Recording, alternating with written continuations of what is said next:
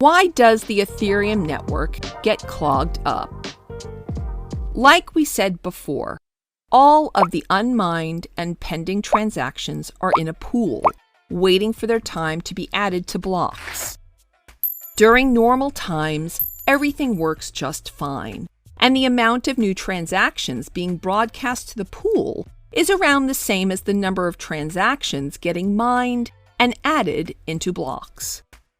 But during hectic periods like ICOs, or when someone creates an app that uses a lot of microtransactions, like CryptoKitties, then the network can clog up quite fast.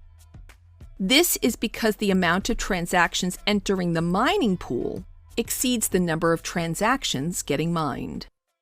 It is like a pool at a water park, where there are hundreds of people sliding down the water slide, and the pool has only one ladder out. When the pool gets quickly filled with people, they cannot exit the pool with speed. This is one of the main problems with current blockchain platforms that needs to be solved before this technology becomes viable for everyday use. For example, Status ICO created delays in the network lasting for hours and even days, and CryptoKitties quickly filled up the mining pool, causing over 10,000 pending transactions within a couple of days after going live. To get a transaction mined during busy times, there are mainly two ways. One is to increase your gas price, so that miners are incentivized to include your transactions to their block first and foremost.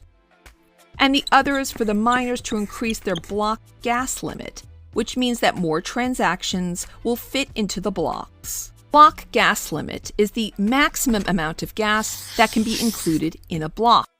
It is similar to the 1 megabyte Bitcoin block size, but since Ethereum can do a lot more than Bitcoin, measuring the blocks in terms of kilobytes doesn't work.